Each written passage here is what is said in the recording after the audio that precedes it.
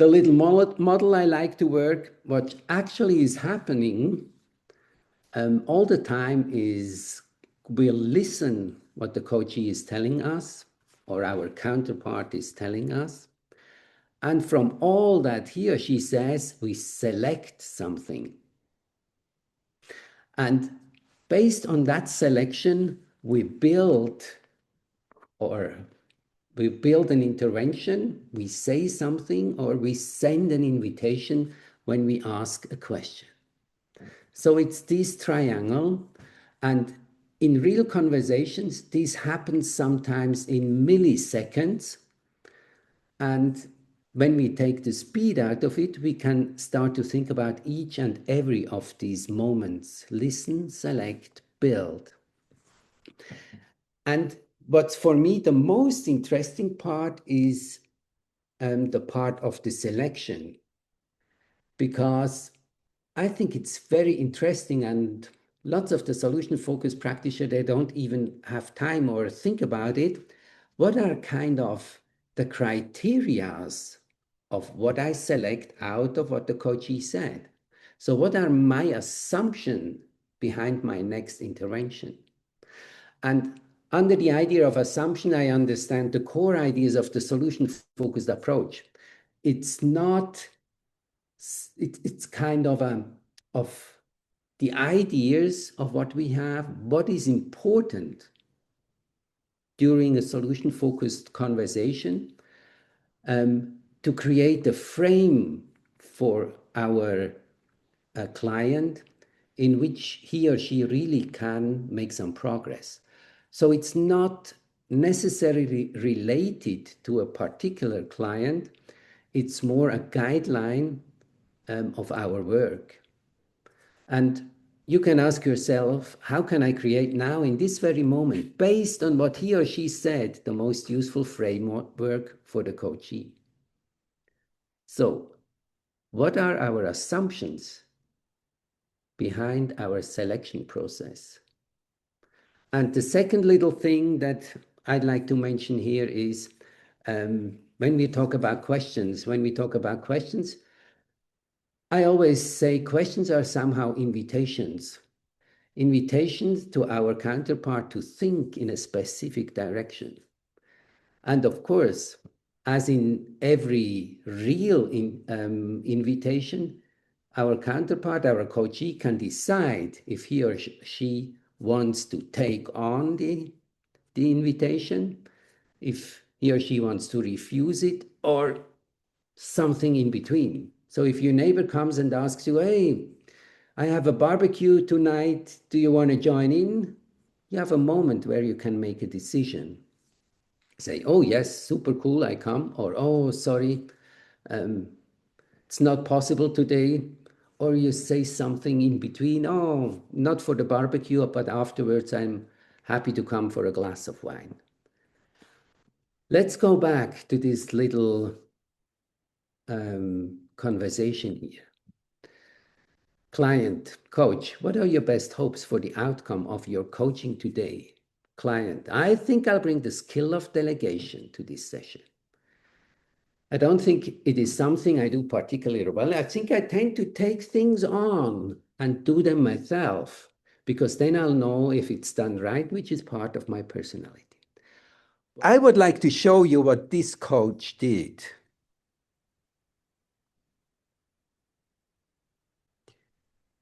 What are your best hopes? Again, skill of delegation to this session.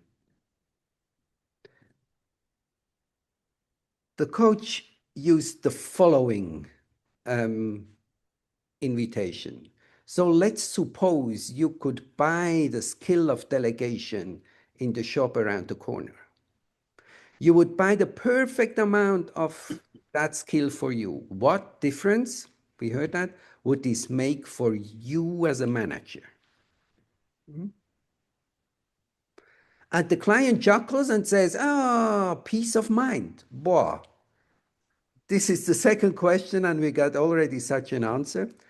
I didn't have my mind busy with 10 million things that are going on that I have open and trying to complete. And I think it would allow me to probably engage with some of the heads of service in more detail and one-to-one level and care more for others, build on some relationships um, with my peers and maybe even so. He started to design kind of a future he would like to be part of. Yeah.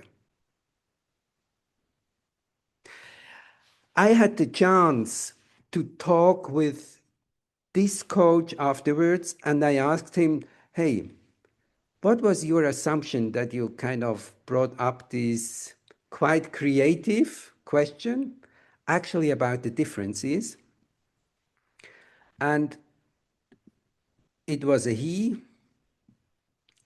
He said he learned that, especially in the beginning, it's very useful to create an opportunity for the coachee to invent a highly attractive and appealing goal or destination description. Something that, what are the positive, preferred, wished, useful effects, differences of the outcome for the person? And whatever the coachee brings in the beginning, he tries to create this frame that the coachee has the chance to start with with an attractive picture.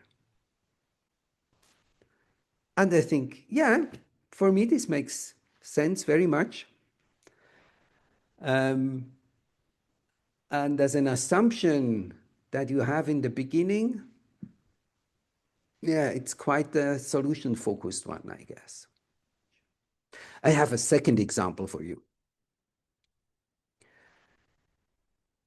Another conversation.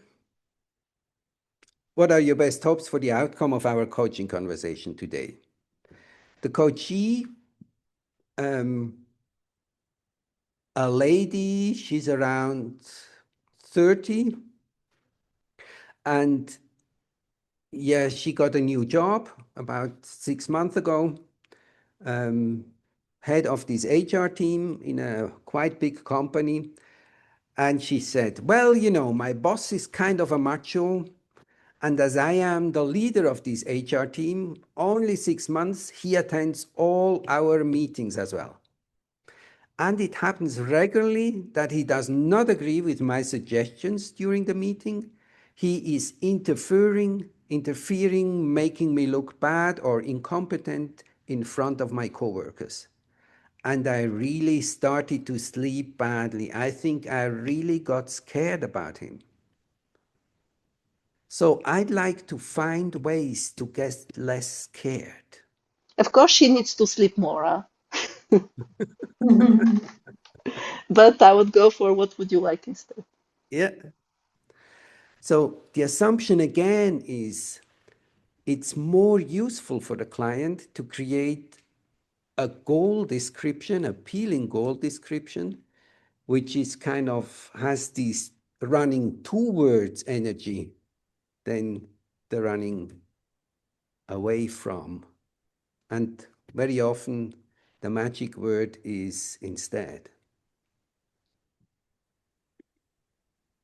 Just a short little one to end to kind of before I close the session.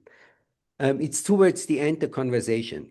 It's a lady around 40, the coachee, and for the last 16 or 70 years, she was at home caring for her 2 kids. And now she decided that she would like to kind of find her way back into a workplace as an employee. And then she discovered that on her topic, she could do kind of a 12-day brush up course at the university, which could help her after 15 or 16 years not working in a company, kind of to build up and catch up with the new knowledge in her work field. And now she's at the end of that course and she has to write, I think a case study or something. so a really paper for the university. And her issue was that she can't find any time to do that because she has still the kids and lots is going on. And at the end of the conversation with the coach, this lady said, "Oh, now I get a new picture. I really could think about how to create some islands from me.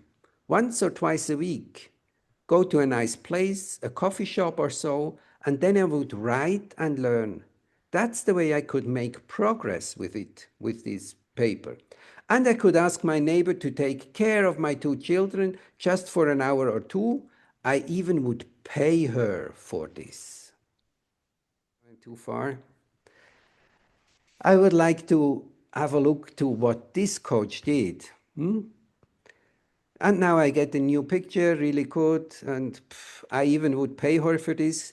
And the coach says, "Do you really think this could work out?"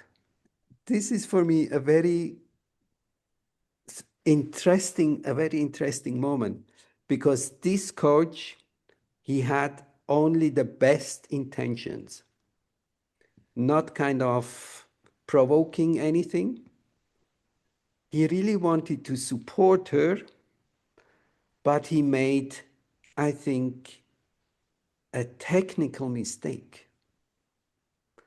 And the technical mistake is he formulated a closed-end question. If you reformulate the same thing and formulate it in an open-ended question, then the intervention is absolutely well. Here, more important for me, or at least as important, is the tone, how the person is asking it. Yeah, So we don't know how she was asking, are you really going to make it happen? exactly. Or like, maybe they have such a good bonding. And he has already told how he has always, failed to make his dreams, come true. And now she's just kind of, making a small joke and getting the connection. So that's why I think it's not like black and white in here. Exactly. And what I want to kind of point out, it can be that if we would listen to it or even kind of be in the same room, that we would see, oh, there is even some humor in it, or yeah, whatever. If we just read it, we realize why we so often say that, hey, in coaching, especially in the solution focused way of coaching, it matters whether you ask a closed-ended question or an open-ended question.